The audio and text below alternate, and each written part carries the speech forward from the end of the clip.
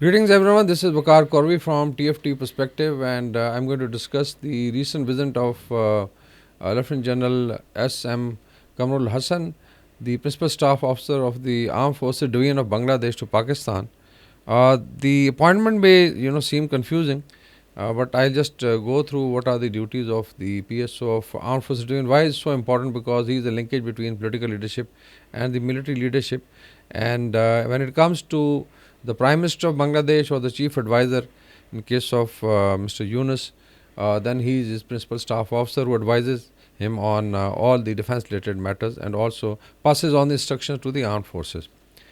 Now, as far as the visit is concerned in Pakistan and Bangladesh, I think it was taken very positively.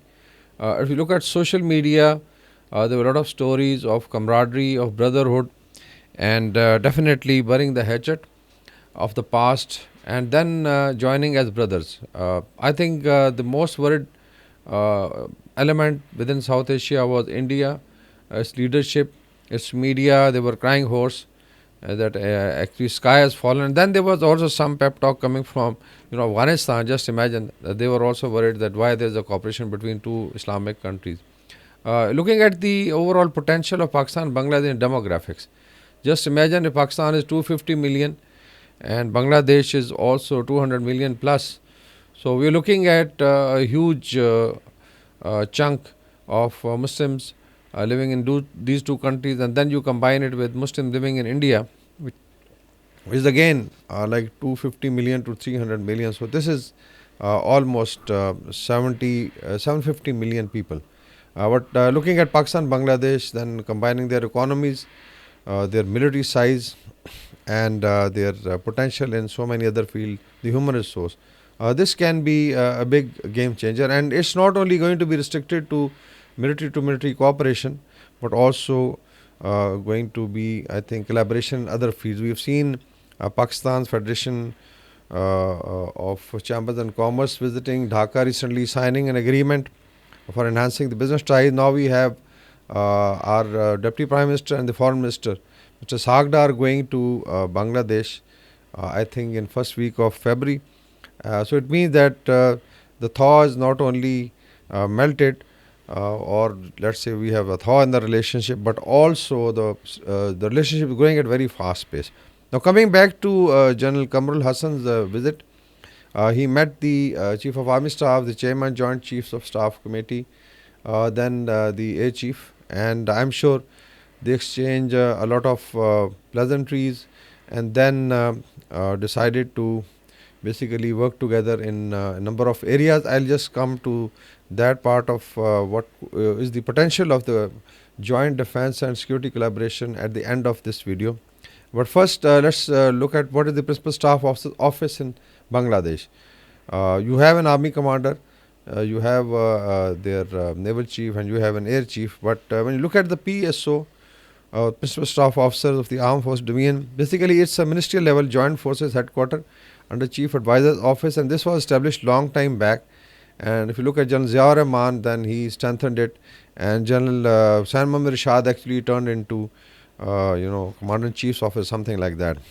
And it means that because then there was a presidential system, this worked right under him. Basically acts as the High Command of the National Armed Forces. This is very important, and currently it's held by a 3-star. Mostly they come from the army.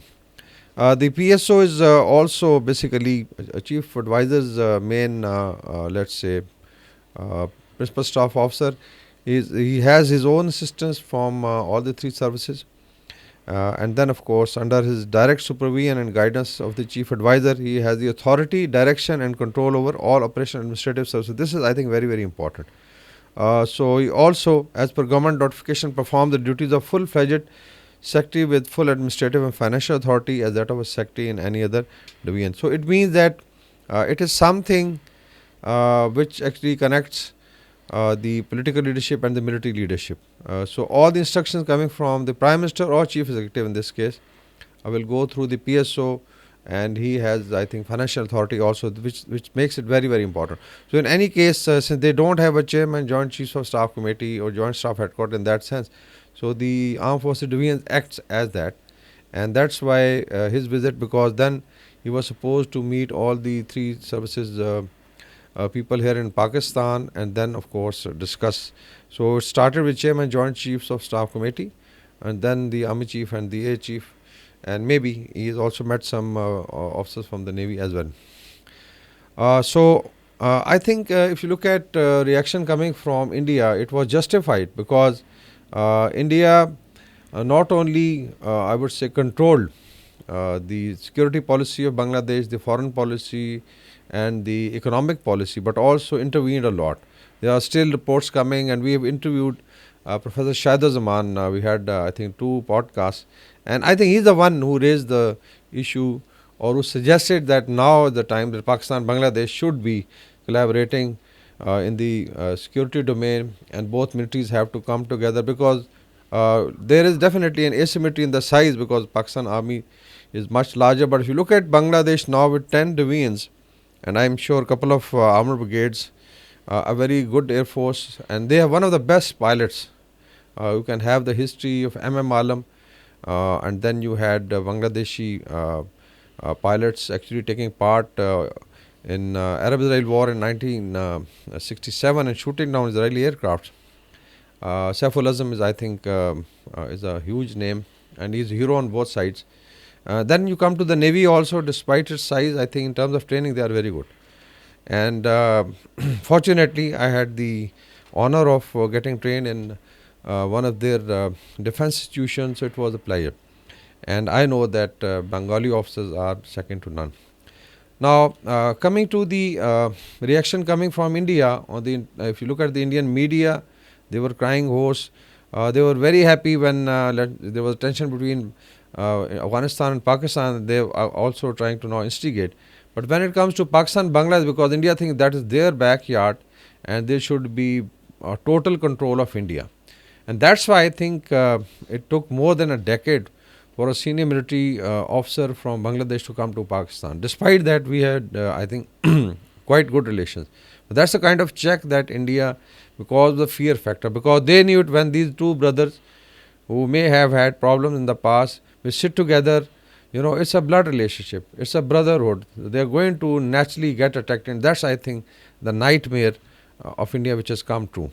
And I think, as Professor Shahidul Zaman had suggested, that Pakistan and Bangladesh have to move very fast. Actually, this is the time that we should be now looking at expanding this, let's say, security and defense cooperation, and there is a lot of scope for that. Now, just a quick run on what the Indian military is doing actually, which is supposed to, and we had seen the press conference by their army chief recently, and he was crying hoarse of terrorism coming from Pakistan and blah, blah, blah. The position is that India is unable, and the military is unable to guard the border with China or the line of actual control. They've lost almost 4,500 square kilometers as per Rahul Gandhi. In 2020 to PLA, they couldn't do anything. Huge army, huge commands, and $85 billion of budget every year, being, I would say, gobbled by the three services and the research analysis wing and their other programs, but they couldn't defend it. In swift retort, Pakistan gave them a bloody nose. They couldn't defend it. And finally, India had to actually back down, despite they awarded Mr. Abhinandan some awards. And now you look at India-Myanmar border again. There's a huge crossing of people coming from Myanmar, especially the Kukis from Chin states. And India is not able to control the border. And I don't know who suggested to United States that India should become a pivot and take on China, a country or a military which cannot defend its own border. How can you entrust it with, let's say, any role in the Indo-Pacific or the Asia pivot? So I think the US should be looking at it. But if you look at their media and at times their political, sloganeering, you will find that they feel very happy if the countries which are smaller than India in any domain, let's say demographically, geographically, economically, militarily, anything happening to the neighbors, they feel very happy about it. As probably, India is going to get some benefit. Whether it is a tension between Pakistan and Afghanistan, they'll feel very happy. They'll talk of, God forbid, break off of Pakistan. If there's a terrorist attack, they'll feel happy. Similarly, if Bangladesh had some problem with Myanmar, or let's say Arakan army was trying to establish its post, there was a lot of hue and cry in India and mainstream media. I mean, I am surprised at this Godi media, that how do they operate. So they were talking of, Arakan army has captured some part of Bangladesh, was marched on to Cox's Bazar, or captured Saint Martin Island, and all that. So all kind of conspiracy theories. Similarly, it could be Maldives. Similarly, it could be Sri Lanka. Basically, that indicates the inferiority complex of India. That despite being, I think they should be living on their own and living with pride. But since they have been ruled by Muslims for 800 years, before that smaller nation ruled them for another 1200 years, it's a 2000 years of slavery. It basically reflects in form of this insecurity.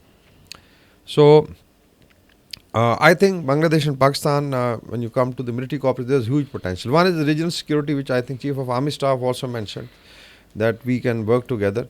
And regional security means basically providing this security, making this region stable.